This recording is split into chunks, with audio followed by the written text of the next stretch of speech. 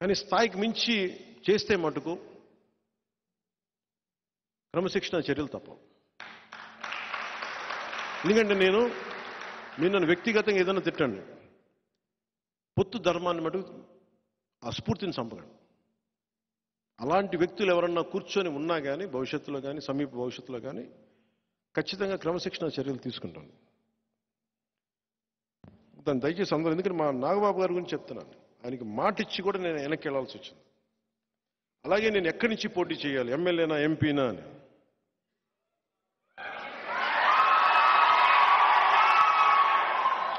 మీరు చెప్పండి. ఒక నిమిషం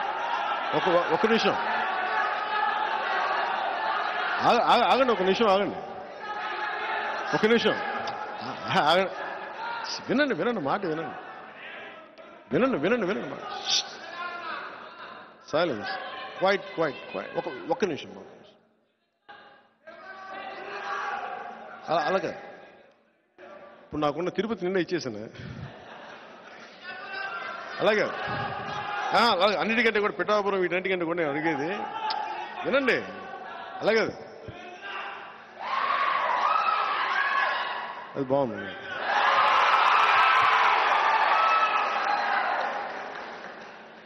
ఇది నేను పోటీ చేద్దాం అనుకుంది ఎమ్మెల్యేగానా ఎంపీగానా అని అనుకున్నాను. సమస్య ఏముందంటే చాలామంది పెద్దలను కోరుకున్నారు మీరు రెండిట్లో పోటీ చేయమని. కానీ కన్ఫ్యూజన్ ఏముంటుందంటే క్రాస్ ఓటింగ్ ఉంటుందా, నిలబడతామా లేదా, ఇవన్నీ ఉన్నాయి. అది ఎలా చేద్దాం ఏంటి అనేది ఇంకొద్ది రోజుల్లో ఒకటైతే ఖచ్చితంగా చెప్పగలను. నిన్న భీమవరం పులపర్తి ఆంజనేయులు గారికి ఇచ్చాను, తిరుపతి ఏమో మన జంగం శ్రీనివాసులు గారికి ఇచ్చాను, గాజువాకేమో తెలుగుదేశం వాళ్ళు తీసేసుకున్నారు అనుకుంటాను ప్రస్తుతానికి. సో పోనీ పిఠాపురం తీసుకుందామంటే మా ఉదయ్ ఉన్నాడు ఇక్కడ. సో ఉదయ్ని ఏం అడగాలో తెలియట్లే. సో ఉదయ్ని అడిగి పిఠాపురం ఖాయం చేసుకోమని చెప్తాను.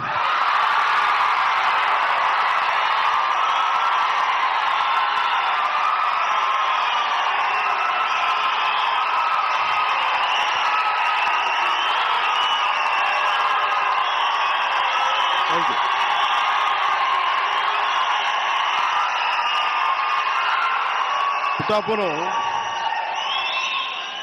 2009 నుంచి కూడా 2009 నుంచి కూడా 2009 నుంచి కూడా అందరూ 2014లో పార్టీ పెట్టగానే ఫస్ట్ నాకు పిఠాపురం నుంచి అడిగారు పోటీ చేయమని. మళ్ళీ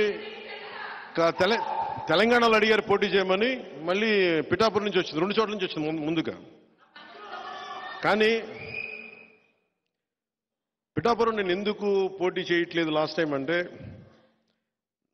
నేను రాష్ట్రం కోసం ఆలోచించేవాడిని. నేను నిజంగా చెప్పండి, నా ఎన్నికల గురించి నేను ఎప్పుడు ఆలోచించలే. నేను మ్యాక్సిమం అనుకున్న అనంతపురం అర్బన్కి నిలబడదాం, వల్ల అనంతపురం జిల్లాలో నిలబడదాం. అందుకు 2015లో పార్టీ ఆఫీస్ అక్కడి నుంచి ప్రారంభించాను, మంగళగిరి నుంచి ప్రారంభించాను, అక్కడి నుంచి ప్రారంభించాను, అనంతపురం నుంచి. కానీ దాన్ని ఇప్పుడు నేను ఒక బాధ్యతను మోస్తున్నప్పుడు, నేను ఒక బాధ్యత ఇచ్చినప్పుడు దాన్ని మోసుకెళ్లే వ్యక్తుల సమూహం లేదు నాకు అక్కడ. అందుకని వదిలేయాల్సి వచ్చింది. తిరుపతి ఆల్రెడీ ఇచ్చేసాం, ఇంక మనం ఎన్నిసార్లు చెప్పాలి. ఇప్పుడు ఇదేంటంటే జనసేన పవన్ కళ్యాణ్ పిఠాపురం నుంచి పోటీ చేస్తారు.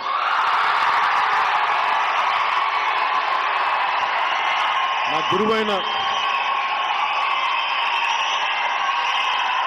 గురువు దత్తాత్రేయుల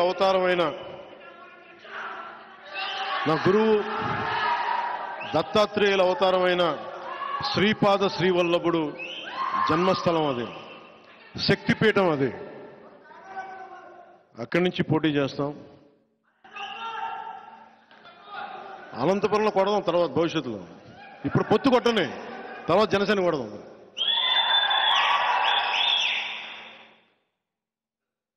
ఎంపీగా పోటీ చేయాలా లేదా అనేది కొద్ది రోజుల్లో ఆలోచన. అంటే నాకేం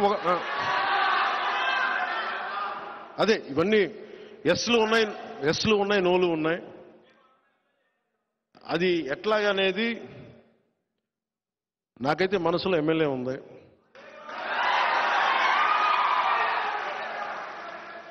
అందుకని నేను దాని మీద ఏం వ్యాఖ్యానించట్లేదు. పెద్దలతో మాట్లాడి నా నిర్ణయం చెప్తాను వాళ్ళకి.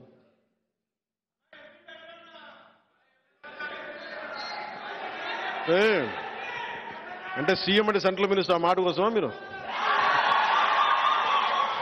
చేద్దాం ముందు కాదు, కొంత నేలని ఇక్కడ కడుగుతాం. ఇక్కడ కొంత పార్టీ నిర్మాణం ఎలా జరగాలి,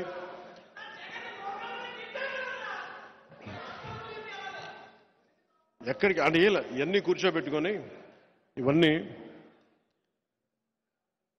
ఈసారి 21 స్థానాలకి పరిమితం అయిపోయినా కానీ మొన్నదాకా 98% స్ట్రైకింగ్ రేట్ అని చెప్పా. ఇప్పుడు 100% కొట్టాలి.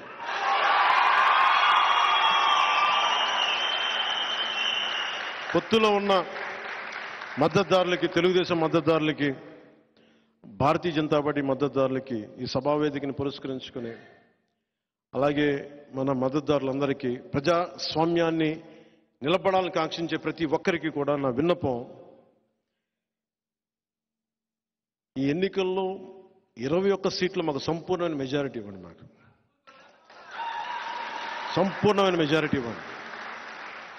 ఎందుకంటే నేననేవాడిని పార్టీ పెట్టి నడిపితే ఇక్కడ దాకా పట్టుకొచ్చాం. 21 సీట్లు వస్తే ఏ స్థాయిలో చూపించగలను నాకు ఒక్క అవకాశం ఇవ్వమని కోరుకున్నాను. నేను జగన్ లాగా ఏమి పని చేయకుండా ఒక్క ఛాన్స్ అని అడగట్లే. జగన్ లాగా నాకు మీకు 10 సంవత్సరాల తర్వాత ఇప్పుడు నోరు తెరిచి అడుగుతున్నాను, మా 21 సీట్లని, మా పొత్తుని గెలిపించండి. ప్రతి యువతి యువకులకి, పెద్దలకి, పిన్నలకి, అందరికీ కూడా చేతులెత్తి, గుంతెత్తి, నోరెత్తి, చేయెత్తి అడుగుతున్నా, అభ్యర్థిస్తున్నా, మా పొత్తుని గెలిపించండి, జనసేనని గెలిపించండి.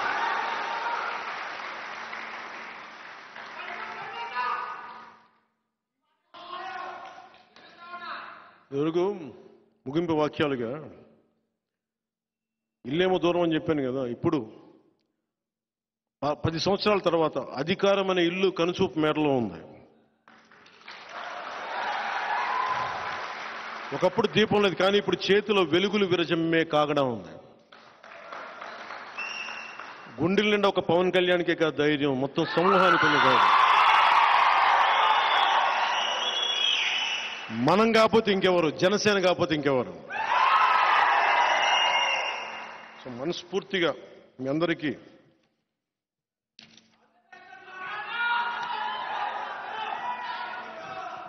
నేను ముఖ్యం మీ నుంచి కోరుకునేది కూడా మీ మెసేజ్ తీసుకెళ్లాల్సిందే. నా దగ్గర హిందూ ధర్మం, ఇస్లాం, క్రిస్టియన్ సెపరేట్గా ఉండదు. నేను మానవతావాదిని, జాషువా విశ్వనరుణ్ణి, దాశరథి కృష్ణమాచార్య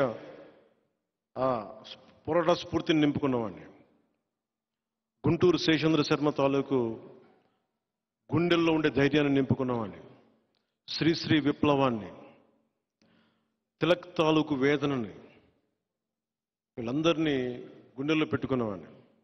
నా వల్ల ఈ సమాజానికి మేలే చేస్తాను తప్ప చెడు చేయను.